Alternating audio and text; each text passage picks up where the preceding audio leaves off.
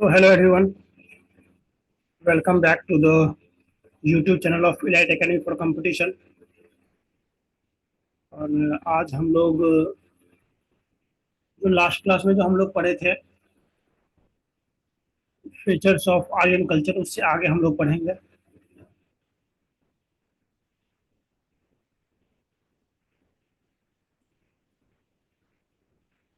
Yes, last class में हम लोग देख लिए थे कि मतलब आर्यन कल्चर का स्टार्ट किस तरह से हुआ, आर्यन कहाँ से आए, मैक्सवेलर थ्योरी जो था आर्यन इन्वेजन से रिलेटेड, जो मैक्सवेलर थ्योरी था वो सब क्या था, और जो फीचर्स था आर्यन कल्चर का वो सब हम लोग देख चुके थे। नेक्स्ट आज हम लोगों को पढ़ना है अर्ली वैदिक पीरियड और लेटर वैदिक पीरियड। उसके आगे सोचा था, आगे हम सोचे थे कि मतलब आज सोशल पॉलिटिकल लाइफ को मैं पढ़ा दूंगा, ऐसा हम सोचे थे। लेकिन बाद में रियलाइज हुआ कि social political life of early वैदिक एज अगर पढ़ाऊंगा तो फिर social political life of later वैदिक एज को भी पढ़ाना होगा, जिस कारण से वीडियो बहुत लंबा हो जाएगा।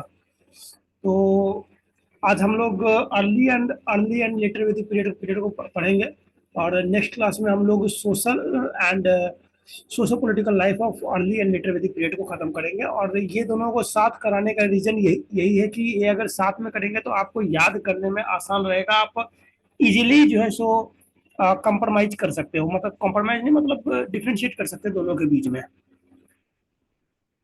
ओके, तो आप लोगों को याद करने में भी सुविधा होगा। नेक्स्ट बढ़ते हैं हम लोग अर्ली वैदिक पीरियड। अब देखिए इसका टाइम पीरियड जो पिछले क्लास में मैं बताया था आपको, ये था इन अराउंड 1500 बीसी से 900 बीसी, एंड लेटर वैदिक पीरियड था 900 बीसी टू 600 बीसी। ओके, और जहां तक टेक्स्ट का बात है तो ऋग्वेदिक पीरियड में सिर्फ और सिर्फ ऋग्वेद का कंपाइलेशन हुआ था, और बाद के जो चार वेद रह गए, सामवेद, यजुर्वेद, अथर्ववेद, ये सब का कंपाइलेशन हुआ था लेटर वैदिक पीरियड में। ओके, अब अर्ली वैदिक पीरियड में जो आर्यंस का जो सेटलमेंट था वो जनरली नॉर्थ वेस्ट रीजन पे हुआ होता था। ओके, जैसे इसका ये अगर मैप में देखिए तो अर्ली वैदिक पीरियड में जो आर्यन जो थे वो इन एंड अराउंड जो ये वाला जो रीजन है, आईबीसी का जो मतलब रीजन है, यहाँ पर ही मतलब ये लोग सेटल रह गए थे। इससे आगे ये लोग नहीं बढ़े। लेटर ऑन जो है सो सोसाइटी में चेंजेस हुआ, और उसके बाद जो है सो लेटर वैदिक पीरियड आते आते ये लोग ईस्ट की तरफ बढ़े, और धीरे धीरे करके ये मतलब और पूरे मतलब इंडिया में फैल गए। और बाद में इसी को गुप्ता पीरियड में, गुप्ता लिटरेचर में आर्यव्रत कहा गया। तो इनिशियली जो है सो ये लोग नॉर्थ वेस्ट रीजन में ही कॉन्फाइंड थे, जिसको सब सिंधु प्रदेश भी बोला जाता है, SINDHU, सिंधु प्रदेश भी बोला जाता है। ये लोग जो है हिमालय माउंटेन के बारे में अवेयर थे।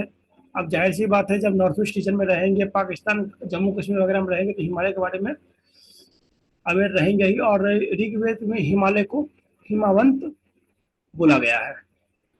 ओके, उसके अलावा हिमालय में एक ऋग्वेद में एक पीक का जिक्र किया गया है। पीक मतलब पर्वत। तो पर्वत का जिक्र किया गया जिसको मुजावंत बोलते हैं, और मुजावंत में ही जो वो प्लांट मिलता है जिस प्लांट से हम लोग सोमरस बनाते हैं, सोमरस उस टाइम में बनता था। ओके, ऋग्वेदा में जो है सो क्या दस राजन युद्ध के बारे में भी जिक्र किया गया है, that is battle of 10 Kings. Battle of 10 Kings, 10 राजन युद्ध के बारे में जिक्र किया गया है, जिसको हम लोग बैटल ऑफ 10 किंग्स ही बोलते हैं, यानी कि 10 राजों का युद्ध। ओके, अब 10 राजों का युद्ध मतलब युद्ध में क्या था कि एक तरफ जो है राजा भरत थे, ओके, जो सुदास ट्राइब को बिलोंग करते थे, और दूसरी तरफ कौन था, पंचजन था, जो मतलब ऋग्वेद में जैसे 30 जो है सो मेजर ट्राइब का मेंशन किया गया है। ओके, उसमें से 5 मेजर ट्राइब यहाँ पर लड़ रहे थे पंचजन की ओर से। वो थे पुरु, यदु, तुर्वासा, अनु और ध्रुव्यू। ओके, तो ये 5 मेजर ट्राइब थे out of the 30 major tribe mention in Rigveda. वो लोग यहाँ पर पंचजन की ओर से लड़ रहे थे, किसके अगेंस्ट? राजा भरत के अगेंस्ट। अब इस युद्ध में जो दो ऋषि थे, विश्वामित्र जो कि गायत्री मंत्र भी लिखे हैं, और दूसरे ऋषि वशिष्ठ, इनका एक इम्पोर्टेंट रोल रहा था। और रोल जस्ट बस इतना ही रहा था कि विश्वामित्र को जो है सो क्या बोलते हैं, रिप्लेस कर दिया गया, किसके द्वारा? वशिष्ठ के द्वारा। किसकी किंगडम में? तो भारत की किंगडम में। और विश्वामित्र जो है सो बाद में जाकर के एक डिस्प्यूट क्रिएट कर दिए दोनों किंगडम के बीच में, परसुनी रिवर के वाटर शेयरिंग को लेकर के। ओके, परसुनी रिवर मतलब रावी, ये एंशियंट नाम है, रावी नदी का ये एंशियंट नाम है, और रावी जो है ये मॉडर्न नाम है नदी का। ओके, तो ये जो है सो उस टाइम में ऑल्दो ये कॉन्फ्लिक्ट क्रिएट किया गया, तो ये एक मेजर रीजन बन गया दस राजन युद्ध युद्ध का। ओके, उसके अलावा ये देखिए, ये पंचजन वाज द 5 मेन ट्राइब्स, जैसा मैं बता दिया कि ये पंचजन जो है वो 5 को मेन ट्राइब थे। इसमें से जो जो 30 जो मेन ट्राइब जिसके बारे में मेंशन किया गया है ऋग्वेदा में।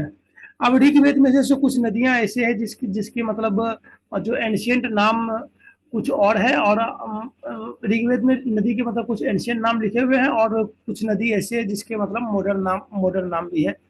जैसे कि ये देखिए, खुबा, खुबा जो है सो क्या बोलते हैं, एंशियंट नाम है किसका? काबुल का। कुर्मू एंशियंट नाम है किसका? कुर्रम का। गुमल गोमती का एंशियंट नाम है। सिंधु इंडस का एंशियंट नाम है। वितास्ता झेलम का एंशियंट नाम है। अक्षिनी चेनाब का एंशियंट नाम है। पुरुषनी रावी का एंशियंट नाम है। विपाशा व्यास का एंशियंट नाम है। सुतुद्री सतलुज का एंशियंट नाम है। सरस्वती रावी का एंशियंट नाम है। घग्घर दृष्टावती का, सॉरी ये यहाँ पर उल्टा हो गया, यहाँ पर उल्टा हो गया ये दोनों में। यहाँ पर जैसे दृष्टावती जो है सो क्या एंशियंट नाम है किसका? घग्घर का। और जमुना जैसे एंशियंट नाम है किसका? गंगा का। और ये सारे जो एंशियंट नाम है ये किसमें मेंशन किए गए हैं? ऋग्वेद में। आते हैं लेटर वैदिक पीरियड में, तो लेटर वैदिक वैदिक पीरियड में ये लोग नॉर्थ वेस्ट पार्ट से जो है सो क्या बोलते हैं एक्सपैंड किए, और ये लोग किधर? ईस्टर्न पार्ट की तरफ, ईस्टर्न पार्ट की तरफ बढ़े, और धीरे धीरे करके पूरे मतलब पूरे देश में फैल गए। इसी पीरियड में जो है सो रेस्ट जो तीन जो वेद बचे, सामवेद, यजुर्वेद और अथर्ववेद, इसका कंपाइलेशन किया गया। और इसके अलावा जो भी मतलब जितने भी उपनिषद हैं या आरण्यक हैं या ब्राह्मणाज हैं या फिर उपवेद है, तो उनका भी कंपाइलेशन इसी लेटर वैदिक पीरियड में किया गया। अब कुरु और भारत जो मतलब दो ट्राइब थे, उन दोनों ने मिलकर के एक कुरु किंगडम का इस्टेब्लिश किया, कुरु किंगडम बनाया, जिसका कैपिटल था थानेसर, आज का हरियाणा में है, दिल्ली के पास। और इसके इसके दो किंग थे, परीक्षित और जमनजाया, जिसका मेंशन अथर्ववेद में हम लोगों को मिलता है। ये कुरु किंगडम वही कुरु किंगडम है जो जिसका जिक्र हम महाभारत में किया गया है, दुर्योधन वाला, दुर्योधन वाला कुरु किंगडम। वो रश्मि रथी में लिखा हुआ है ना, एक कविता है रश्मि रथी, रामधारी सिंह दिनकर का, उसमें है कुरु राज्य समर्पण करता हूँ, सब कुछ समर्पण करता हूँ, ऐसा कुछ कर्ण बोलते हैं श्री कृष्ण को। पढ़िएगा, अच्छी अच्छी किताब है रश्मि रथी। नेक्स्ट हम लोग आते हैं पांचाल। पांचाल जैसे एक 5 कंपोजिट क्लास मतलब जो क्लास मतलब वो ट्राइब, जो 5 को ट्राइब थे वो मिल करके मतलब वो जो 5 को मेन ट्राइब थे वो सब मिल करके जो पांचाल किंगडम बनाए थे, जिसमें एक प्रवनाह जयवाली करके एक जो किंग थे जिनका जिनका मेंशन हम लोग को उपनिषद में मिलता है। उसके अलावा जो इनका जो मतलब मॉडर्न लोकेशन आज की डेट का अगर लोकेशन इनका देखा जाए पांचाल का, तो वो बरेलू, बदायूं और फरुखाबाद जो मतलब एरिया है यूपी का, उसके आसपास हम लोगों को इसका किंगडम देखने को मिलता है। इसके अलावा कुछ नए किंगडम देखने को मिले हैं, कोसाला, काशी और विदेहा। अब देखिए, विदेहा किंगडम जो है सो इसके एक राजकुमार थे, राजकुमार मतलब राजा का बेटा विदेहा। तो वो विदेहा विदेहा माधव उनका नाम था, और इन्हीं के नाम पे जैसे क्या बोलते हैं किंगडम का नाम शायद रखा गया होगा विदेहा। ओके, और जहाँ तक इनके मतलब एरिया के एक्सपेंशन का बात करें तो इस सरस्वती से लेकर के गंडक तक जाते हैं, यानी कि आज का जो मेजर जो बिहार का जो रीजन है उसके अकॉर्डिंग उसके मतलब आसपास इनका रीजन हुआ करता था, बिहार यूपी के अराउंड। उसके अलावा जहाँ तक कैपिटल का बात है तो कैपिटल इनका हुआ करता था मिथिला। मिथिला आज की डेट में एक मतलब बड़ा एरिया है बिहार के ही अंडर, जिसमें कि मतलब मल्टीपल डिस्ट्रिक्ट्स वगैरह आते हैं, जैसे जनकपुर वगैरह जो है, दरभंगा, सीतामढ़ी, सहरसा, सुपौल, ये सब मिथिला में ही आते हैं। और इनका जो भाषा होता है वो होता है मैथिली। मैथिली। मैं भी इसी से मतलब इसी एरिया से बिलोंग करता हूँ, सुपौल जिला से, तो थोड़ा बहुत आता है वो, मतलब कतऽ जाइ छी, की खाइ छी, इस टाइप का भाषा है मिथिला। ओके, उस इसी एरिया को तिरुति बोलते हैं। और ये जो रीजन है ना मिथिला का, इसको आज की डेट में हम लोग बोलते हैं मिथिलांचल।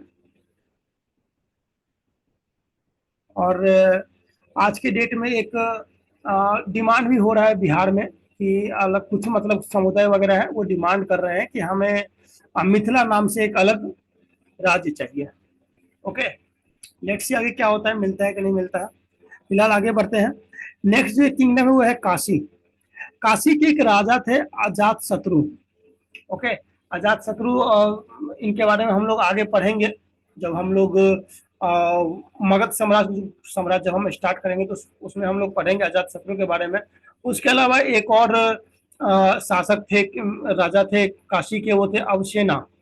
अवसेना या अवसेन जो भी बोलिए, इन्हीं का जो बेटा था, इनका जो बेटा था वही थे पार्श्वनाथ, जो 23rd तीर्थंकर बने थे जैन के। और ये पार्श्वनाथ का जो सिंबल था वो था सरपेंट। आपको अगर कभी गूगल वगैरह सर्च कीजिएगा पार्श्वनाथ का फोटो को, तो वो देखिएगा कि जैसे यहाँ पर बैठे हुए हैं पार्श्वनाथ, तो इनके ऊपर ऐसे ऐसे सांप बना रहता है शेषनाग का। मैं आपको जब ये मैं जब जब मैं आपको जब मैं दिखाऊंगा, एक सेकेंड, जब मैं क्लास एंड करूंगा तो मैं आप लोगों को दिखा दूंगा कि पार्श्वनाथ का इमेज मतलब कैसा है। ओके, नेक्स्ट ये देखिए, ये है कोसाला। कोसाला किंगडम। इनका कैपिटल जो है सो वो अयोध्या हुआ करता था, और इसके एक फेमस किंग थे पारा। उसके अलावा जो लेटर वैदिक पीरियड में जो टेक्स्ट वगैरह जो कंपाइल किए गए, उसमें कुछ अदर ज्योग्राफिकल फैक्टर्स को भी मेंशन किया गया, जैसे नर्मदा और गंडक का मेंशन देखने को मिलता है। जो समुद्र है बगल में, बे ऑफ बंगाल और अरेबियन सी, इनके भी बारे में मतलब मेंशन किया हुआ मिलता है कि इसमें सप्त ब्राह्मण में। और जो विंध्यास माउंटेन है एमपी के रीजन में, उसके बारे में भी हम लोगों को यहाँ पर देखने को मिलता है। तो यही था मोटा मोटी, इसको इसको कल ही करना चाहिए था बट ध्यान में नहीं रहा। Okay, no problem. Next class में हम लोग socio political life of early वैदिक age and socio political life of later वैदिक एज, दोनों को कंपेयर करते हुए पढ़ेंगे और इस दोनों को खत्म करेंगे। ओके, यहाँ तक यहाँ तक कल हम लोग नेक्स्ट क्लास में हम लोग पढ़ेंगे। और आप लोगों को वो दिखा देता हूँ, एक सेकेंड। पार्श्वनाथ।